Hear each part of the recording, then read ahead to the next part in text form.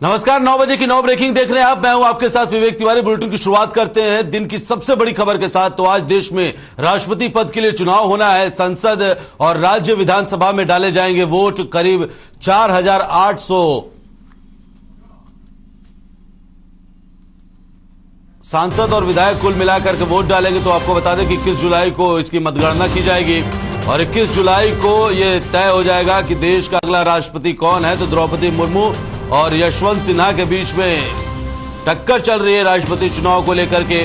तो जिस तरह से एनडीए ने द्रौपदी मुर्मू को अपना उम्मीदवार बनाया है, वहीं विपक्ष ने यशवंत सिन्हा को अपना उम्मीदवार बनाया है। आपको बता दें कि यशवंत सिन्हा बीजेपी की अटल सरकार में मंत्री भी रह चुके हैं, केंद्रीय मंत्री रहे हैं, वित्त मंत्री का पदभार संभाल चुके हैं और अब विपक्ष की ओर से यशवंत सिन्हा राष्ट्रपति पद के लिए उम्मीदवार हैं। तो आज देश में राष्ट्रपति पद के लिए चुनाव होना है। संसद और राज्यसभा में, राज्य विधानसभा में वोट डाले जाएंगे। करीब 4,800 सांसद और विधायक कुल मिलाकर के वोट डालेंगे। तो जो इनकी संख्या है वो 4,800 है के करीब है। तो विपक्ष के उम्मीदवार यशवंत सिन्हा हैं और एनडीए की उम्मीदवार द्रौपदी मुर्मू हैं। तो इनके बीच में आज जो कई दिनों से रायसीना की जंग चल रही थी, आज उसकी किस्मत तय हो जाएगी। और इसके बाद 21 जुलाई को मतगणना की जाएगी और उसके बाद यह साफ हो जाएगा कि देश का अगला राष्ट्रपति कौन होगा। वहीं 25 जुलाई को नए राष्ट्रपति शपथ लेंगे।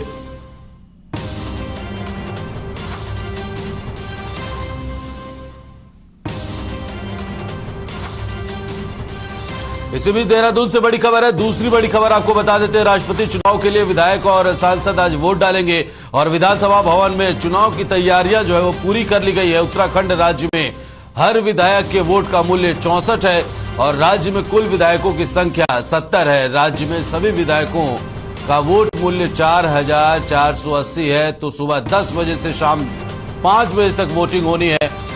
तो विधानसभा में आज वोट डाले जाएंगे। राष्ट्रपति चुनाव को लेकर के वोट डाले जाएंगे। तो आपको बता दें कि उत्तराखंड में बीजेपी की सरकार है और कुल 70 विधायक हैं और ऐसे में सभी विधायक विधानसभा पहुंचेंगे और अपने अपने मताधिकार का प्रयोग करेंगे। तो कुल विधायकों की संख्या 70 है। विधायकों का वोट मूल्य 4,480 है।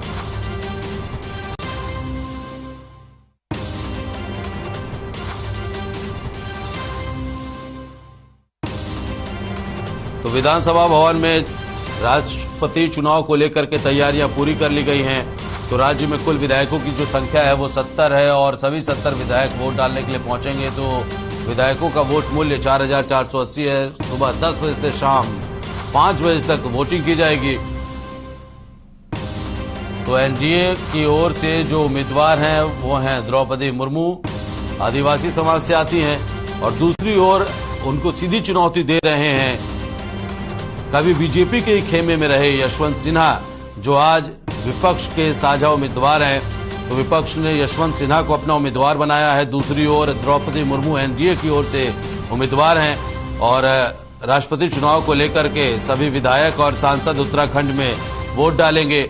सुबह 10 बजे से शाम 5 बजे तक वोटिंग होनी है। इसी बीच दिन की तीसरी बड़ी खबर आपको बता देते हैं। जगदीप धनखड़ आज नामांकन भरेंगे उपराष्ट्रपति पद के लिए। वो नामांकन भरेंगे, उम्मीदवार है वो एनडीए की ओर से। तो विपक्ष ने मार्गरेट अलवा को अपना उम्मीदवार बनाया है। दूसरी ओर जगदीप धनखड़ एनडीए के उम्मीदवार है। तो आपको बता दें कि मार्गरेट अलवा को लेकर के एनसीपी चीफ शरद पवार ने घोषणा की थी, ऐलान किया था कि विपक्ष के उम्मीदवार मार्गरेट अलवा होंगी। और इसके अलावा आपको बता दें कि जगदीप धनखड़ जो एनडीए की ओर से उपराष्ट्रपति पद के लिए उम्मीदवार हैं, वो आज अपना नामांकन भरेंगे। एनडीए के लिए उपराष्ट्रपति के उम्मीदवार हैं जगदीप धनखड़। विपक्ष ने मार्गरेट अलवा को उम्मीदवार बनाया है और इसकी घोषणा एनसीपी के चीफ शरद पवार ने की थी। विपक्ष ने मार्गरेट अलवा को उपराष्ट्रपति पद के लिए उम्मीदवार बनाया है। उधर दूसरी ओर बीजेपी एनडीए की ओर से जो संयुक्त इनके उम्मीदवार है जगदीप धनखड़ आज नामांकन भरने के लिए पहुंचेंगे। जहां देश में एक तरफ राष्ट्रपति का चुनाव होगा, वहीं दूसरी ओर उपराष्ट्रपति पद के उम्मीदवार के तौर पर आज जगदीप धनखड़ अपना नामांकन भरेंगे। और इसी बीच दिन की चौथी बड़ी खबर आपको बता देते हैं, आज से संसद का मॉनसून सत्र शुरू हो रहा है। 12 अगस्त तक संसद की कार्यवाही चलेगी और 12 से ज्यादा विधेयक पेश कर सकती है सरकार। तो विपक्ष कई मुद्दों पर सरकार को घेरने के लिए तैयार है। तो आपको बता दें कि 12 से ज्यादा विधेयक पेश कर सकती है सरकार। तो मॉनसून सत्र की शुरुआत आज से हो रही है। विपक्ष कई मुद्दों पर सरकार को घेरने की कोशिश करेगा। तो 12 से ज्यादा विधेयक पेश आज सरकार कर सकती है संसद में। तो आज से मॉनसून सत्र की शुरुआत हो रही है संसद भवन के। और ऐसे में जहां एक और 12 विधेयक पेश होने की संसद भवन में संसद के पटल पर रखने की तैयारी में है सरकार, वहीं विपक्ष कई मुद्दों पर सरकार को घेरने का काम करेगा। कई ऐसे मुद्दे रहे हैं जो वाकई में विपक्ष के लिए ज्वलंत मुद्दे रहे, जिनको लेकर के विपक्ष लगातार सरकार पर हमलावर होता रहा है।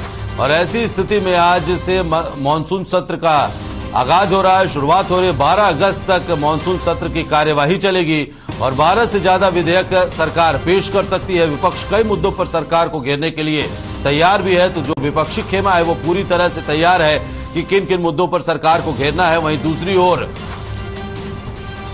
मॉनसून सत्र का आज से आगाज हो रहा है और संसद के पटल पर सरकार 12 से ज्यादा विधेयक पेश कर सकती है।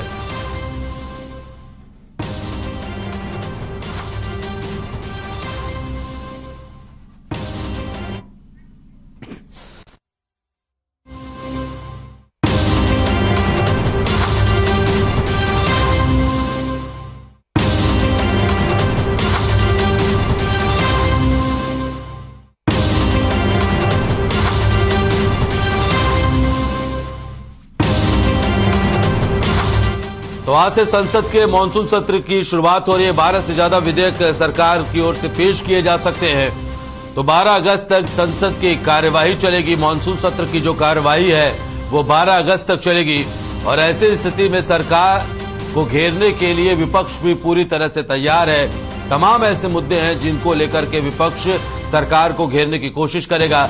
वहीं दूसरी ओर आज से मॉनसून सत्र का आगाज हो रहा है, शुरुआत हो रहा है।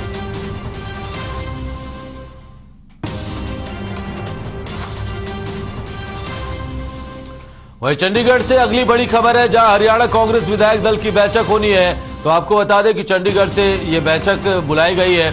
तो राष्ट्रपति चुनाव के चलते बुलाई बैठक, भूपेंद्र हुड्डा की अध्यक्षता में यह बैठक होगी और हुड्डा आवास में बैठक और लंच का भी आयोजन किया गया है। विधायकों को समझाई जाएगी चुनाव की प्रक्रिया। तो जहां आज मतदान किया जाना है राष्ट्रपति चुनाव के लिए, वहीं दूसरी ओर हुड्डा आवास पर बैठक बुलाई गई है कांग्रेस विधायक दल की।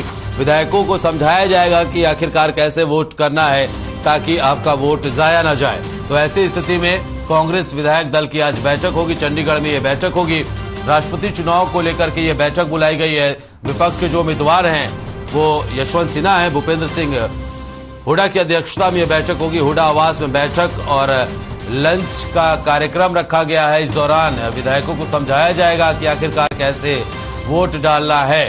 तो चंडीगढ़ से पांचवी बड़ी खबर आप तक हम पहुंचा रहे हैं। हरियाणा कांग्रेस विधायक दल की आज बैठक होनी है। राष्ट्रपति चुनाव को लेकर के यह बैठक बुलाई गई है। भूपेंद्र सिंह हुड्डा की अध्यक्षता में यह बैठक की जाएगी और हुड्डा आवास में बैठक और लंच का आयोजन किया गया है। विधायकों के साथ हुड्डा लंच भी करेंगे और साथ ही विधायकों को समझाया जाएगा कि आखिरकार कैसे आपको अपने मताधिकार का प्रयोग करना है।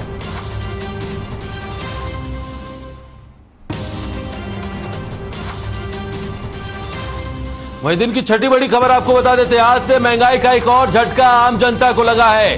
कई चीजों पर जीएसटी छूट को खत्म करने का फैसला आज से लागू होगा। तो जीएसटी काउंसिलिंग ने यह फैसला लिया है। खाद्य वस्तुएं, होटल महंगा हो गया है, इलाज और हवाई यात्रा भी महंगी हो गई है। तो आज से जनता को महंगाई की एक और मार मिलने जा रही है। तो खाद्य वस्तुएं, होटल महंगा कर दिया गया है, इलाज और हवाई यात्रा भी अब महंगी होगी।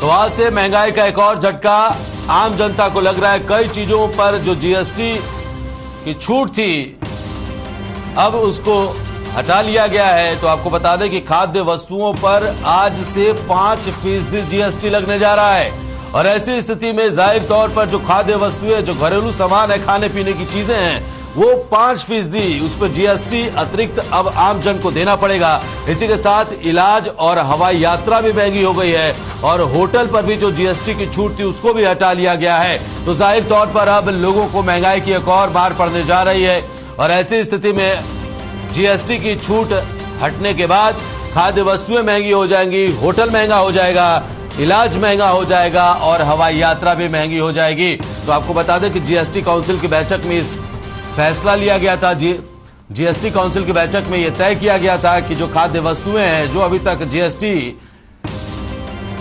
की जिन पर छूट मिलती थी, अब उन पर भी 5% जीएसटी लगने जा रहा है। इसी के साथ इलाज और हवाई यात्रा भी अब महंगी हो जाएगी।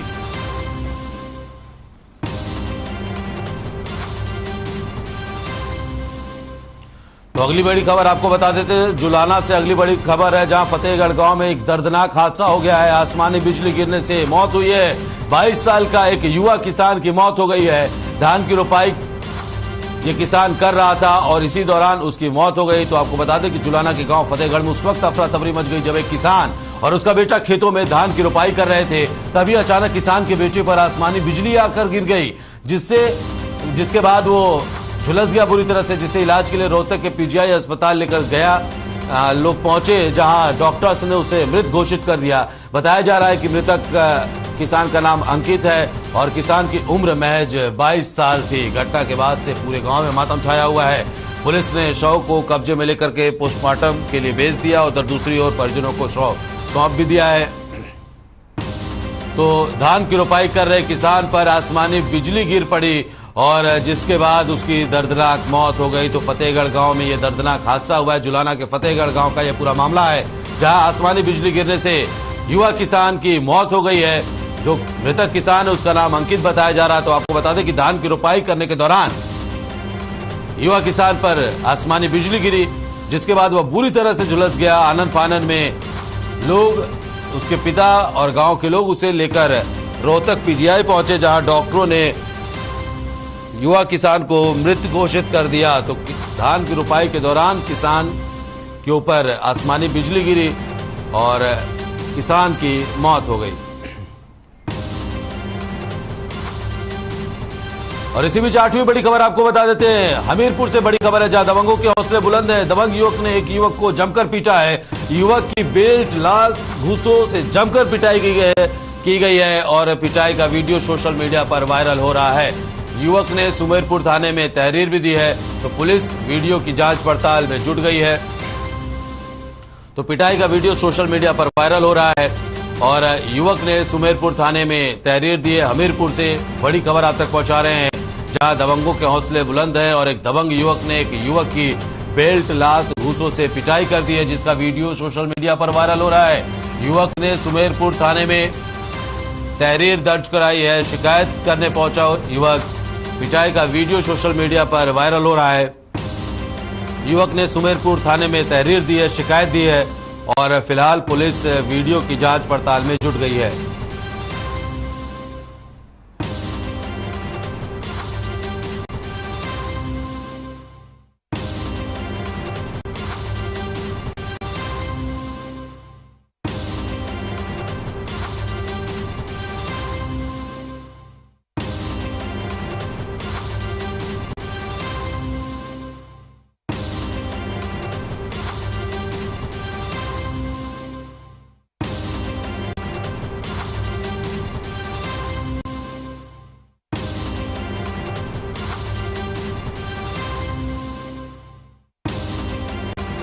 तो युवक ने सुमेरपुर थाने में तहरीर दी है। फिलहाल पुलिस वायरल वीडियो की जांच पड़ताल में जुटी हुई है। तो दबंगों के हौसले बुलंद है। हमीरपुर में दबंग युवक ने एक युवक को जमकर पीटा है और युवक की बेल्ट, लात, घूसों से जमकर पिटाई की गई है। तस्वीरें हम आपको दिखा रहे हैं किस तरह से एक दबंग युवक अपनी दबंगई दिखाते हुए युवक की पिटाई कर रहा है और ये वीडियो अब सोशल मीडिया पर वायरल हो रहा है। हमीरपुर के सुमेरपुर थाने में पीड़ित युवक ने शिकायत दर्ज कराई है, तहरीर दी है फिलहाल पुलिस पूरे मामले की जांच पड़ताल कर रही। तो आप देखिए किस तरह से युवक बेल्टों से दूसरे युवक पर लगातार हमला किया जा रहा है और ये तस्वीरें किस तरह से युवक बेल्ट से दूसरे शख्स पर हमला कर रहा है और साथ ही साथ लात घूंसों से भी उसकी पिटाई कर रहा है। आप देखिए इस दबंग युवक के हौसले कितने बुलंद हैं कि इसकी वीडियो भी बनाई जा रही है और ये बेखौफ बेधड़क युवक की पिटाई करने में जुटा हुआ है।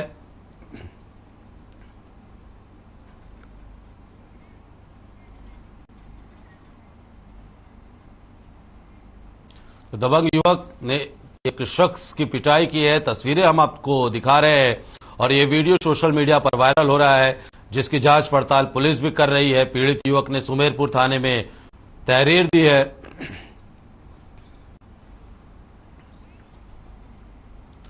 और अगली बड़ी खबर आपको बता देते हैं, आज सावन का पहला सोमवार है। शिवालयों में भक्तों का तांता लगा हुआ है और शिवलिंग पर जल चढ़ाने के लिए जो भक्त हैं वो उमड़ रहे हैं। शिवालयों में बम बम भोले के जयकारे गूंज रहे हैं।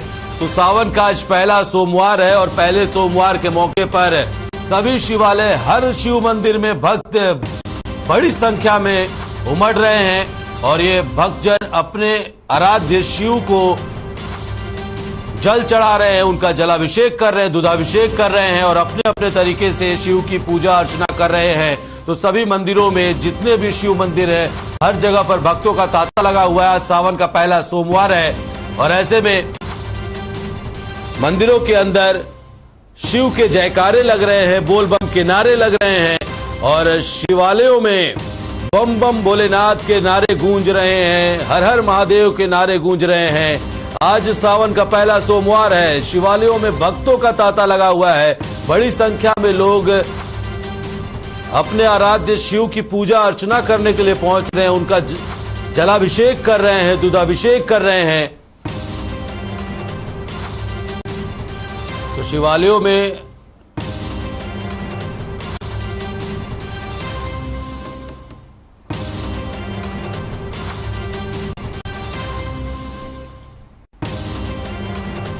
तो आज सावन का पहला सोमवार है और इस मौके पर श्रद्धालु शिव भक्त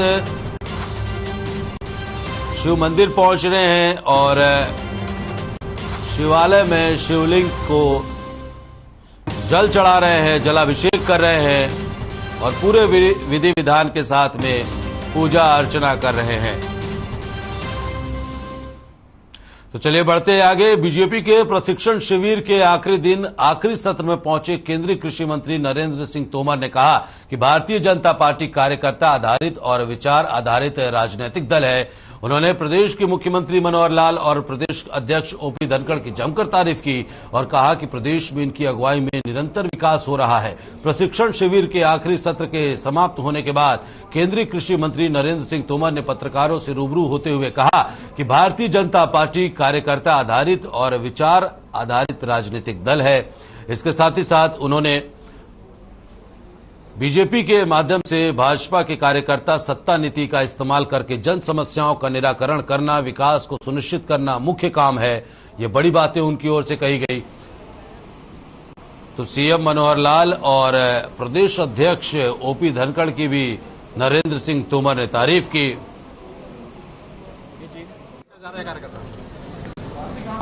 भारतीय जनता पार्टी कार्यकर्ता आधारित और विचार आधारित राजनीतिक दल है।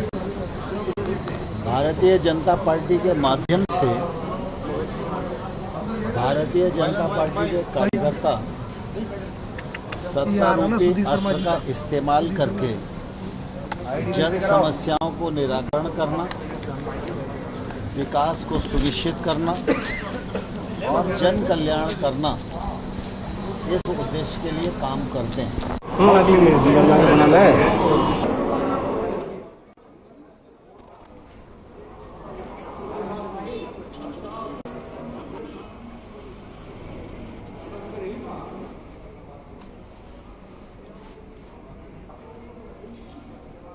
तो वहीं समापन कार्यक्रम में बीजेपी के प्रदेश प्रभारी विनोद तावड़े बीएल संतोष और बीजेपी प्रदेश अध्यक्ष ओम प्रकाश धनखड़ कार्यकर्ताओं से रूबरू हुए। शिविर में केंद्रीय जल शक्ति मंत्री गजेंद्र सिंह शेखावत ने प्रशिक्षण शिविर में अपने संबोधन के बाद बताया कि देश किस तरीके से केंद्र सरकार की नीतियों की वजह से सशक्त हुआ है। आगे उन्होंने कहा कि रक्षा क्षेत्र में बहुत सी ऐसी उपलब्धियां हैं जो केवल भारत के पास है। लगातार आत्मनिर्भर बनने की ओर भारत हर क्षेत्र में आगे बढ़ रहा है।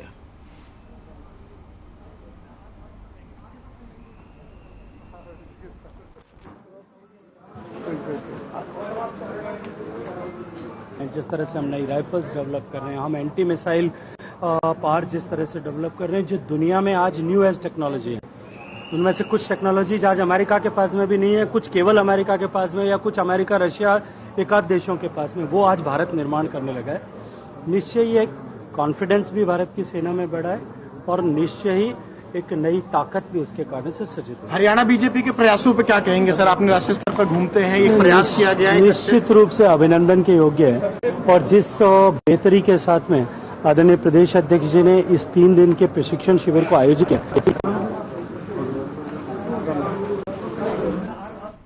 वहीं फरीदाबाद में बीजेपी के प्रशिक्षण शिविर के तीसरे और आखिरी दिन केंद्रीय राज्य मंत्री कृष्णपाल गुर्जर भी पहुंचे थे और उपराष्ट्रपति के लिए जगदीप धनखड़ को चुने जाने पर कहा कि कार्यकर्ता ही बनता है नेता। और वहीं बीजेपी में नेता किसान का बेटा चुना गया है और आजादी के 75 साल बाद किसी आदिवासी महिला को राष्ट्रपति पद के लिए पार्टी और गठबंधन ने चुना है। इस सम्मेलन में सभी सांसद, विधायक, मंत्री, नेता, कार्यकर्ता सभी यहां से कुछ अलग सीख कर जा रहे हैं।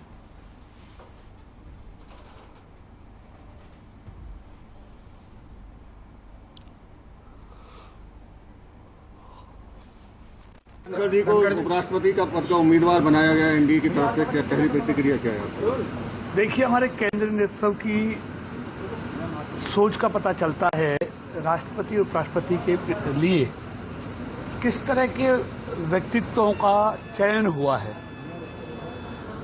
आजादी के 75 साल के बाद पहली बार किसी आदिवासी महिला को राष्ट्रपति का उम्मीदवार एनडीए के द्वारा बनाना, ये हमारी पार्टी की, हमारे केंद्रीय नेतृत्व की सोच को दर्शाता है। और कल इसी तरह एक किसान के बेटे को उपराष्ट्रपति पद के लिए नामित करना बहुत बड़ी बात है। पहली बार एक किसान के घर में पैदा हुआ एक किसान का बेटा एनडीए की तरफ से, भारतीय जनता पार्टी की तरफ से उपराष्ट्रपति पद का उम्मीदवार घोषित।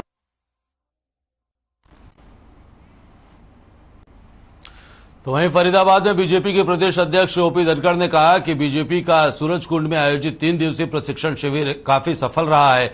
उन्होंने शिविर को समापन के बाद मीडिया से रूबरू होते हुए बताया कि इस शिविर में 350 से अधिक कार्यकर्ताओं ने भाग लिया और बहुत ही श्रेष्ठ वक्ताओं ने इस शिविर में कार्यकर्ताओं को प्रशिक्षण दिया। आगे ओपी धनखड़ ने कहा कि इस तरह के प्रशिक्षण शिविरों का लक्ष्य है कि बीजेपी की विचारधारा को आम आदमी तक कैसे पहुंचाया जाए, इसके लिए कार्यकर्ताओं को परिपक्व करना होगा।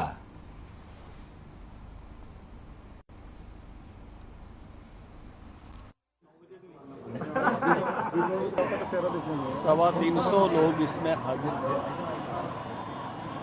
और इसमें 13 सत्रों में सब प्रकार के विषयों का चयन था जो पार्टी की विचारधारा से जुड़े हुए हैं, जो इस समय की राजनीति से जुड़े हुए हैं और जो सरकार के लोक कल्याण के काम हैं उनको आखिरी व्यक्ति तक पहुंचाने तक जुड़े हुए हैं। मुझे इस बात का आनंद है कि हमको बहुत अच्छे वक्ता इस प्रशिक्षण वर्ग में मार्गदर्शन करने के लिए साइड से पार निकाल दे।